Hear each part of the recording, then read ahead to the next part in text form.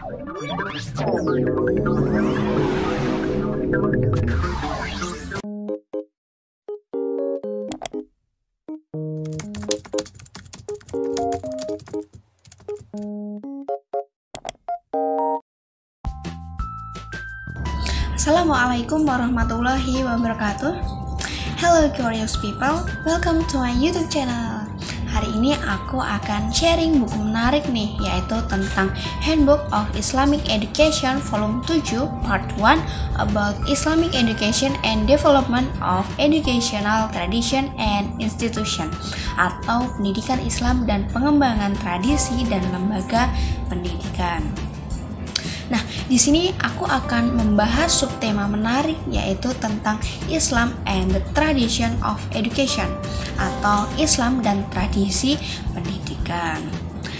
Nah, teman-teman, tradisi belajar dan pengembangan dalam Islam itu bersumber pada Al-Quran dan hadis atau sunnah Nabi Muhammad SAW. Nah, Al-Quran ini sebagai pedoman utama dan pertama bagi orang muslim, sedangkan hadis sebagai pedoman atau sumber hukum Islam yang kedua setelah Al-Quran.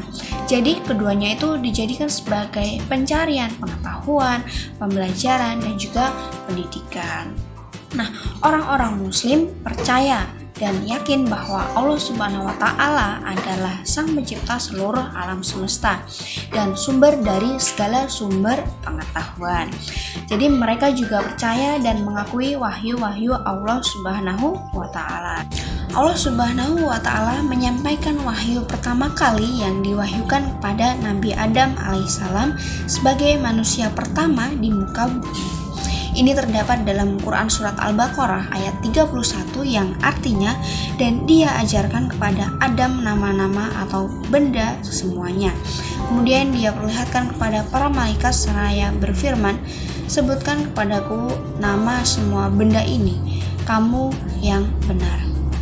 Nah, sedangkan konsep pengetahuan dan pendidikan yang diwujudkan dalam bentuk membaca, menulis, dan mengajar terdapat dalam wahyu yang diturunkan kepada Nabi Muhammad SAW, yakni dalam Quran Surat Al-Alaq ayat 1-5 yang artinya, bacalah dengan menyebut nama Tuhanmu yang menciptakan.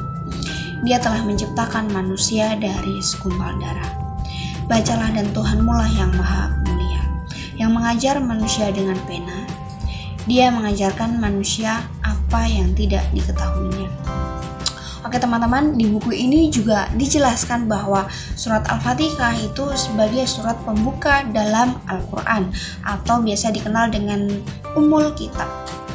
Kemudian ayat-ayat dari Quran Surat Al-Baqarah ayat 31 dan juga Quran Surat Al-Alaq ayat 1-5 ini menggambarkan bahwa Tuhan atau Allah Subhanahu wa Ta'ala itu sebagai penguasa mutlak pengetahuan atau alim, dan wahyu-wahyu Allah sebagai media perantara dengan melalui Nabi agar menyampaikan wahyunya kepada seluruh umat manusia. Contohnya seperti kalau di Indonesia sendiri, agama Islam masuk ke Nusantara khususnya di tanah Jawa itu dibawa dan disebarkan oleh para wali yang dikenal dengan Wali Songo. Para wali ini sangat dekat dengan masyarakat muslim yang kental akan budaya Jawanya teman-teman, karena ajaran-ajaran, dakwah yang unik, sosoknya yang ramah, itu beliau ini menjadi teladan bagi masyarakat Jawa. Nah, Wali Songo ini memiliki peran penting dalam penyebaran Islam, baik itu melalui bidang pendidikan, bidang politik, dan juga bidang dakwah. Kalau di bidang pendidikan sendiri, para Wali Songo ini mendirikan sebuah pesantren sebagai tempat penyebaran Islam, seperti yang dilakukan oleh Sunan Ampel, Sunan Giri, dan juga Sunan Bonang. Sedangkan di bidang politik, para Wali Songo ini mempunyai peran yang sangat besar teman-teman, yakni sebagai penasehat raja, dan bahkan ada yang menjadi raja seperti halnya Sunan Gunung Jati.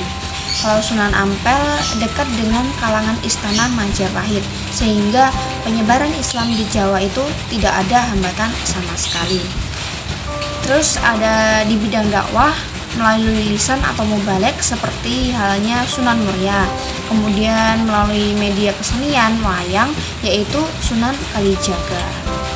Oke teman-teman, selain itu dalam buku ini juga menerangkan bahwa ada banyak hadis Nabi tentang kewajiban seorang muslim untuk menuntut ilmu, seperti carilah ilmu bahkan sampai ke negeri Cina. Yang kedua ada juga menuntut ilmu itu adalah kewajiban bagi setiap muslim, atau bahasa Arabnya faridatun ala kulli muslimin wal muslimat.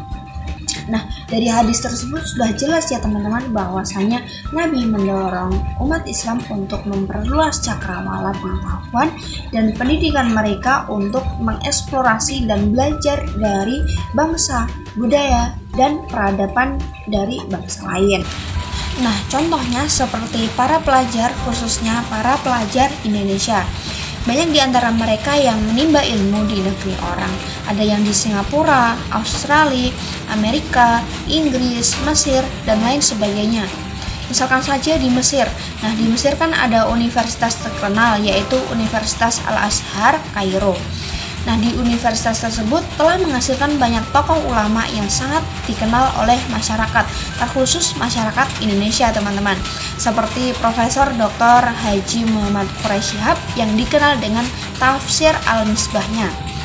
Nah, di Universitas Al-Azhar ini menjadi lembaga pendidikan tinggi tertua yang telah berdiri lebih dari 1000 tahun, teman-teman. Nah, menimba ilmu seperti di negeri Mesir ini tidak hanya belajar tentang keilmuan Islam saja, tapi juga para pelajar dan alumni di sana bisa berkesempatan mempelajari dan menyaksikan langsung peradaban dunia. Oke teman-teman, cukup sekian sharing pada kesempatan ini. Kurang lebihnya saya mohon maaf. Semoga video ini bermanfaat bagi banyak orang. Dan happy watching. Thank you.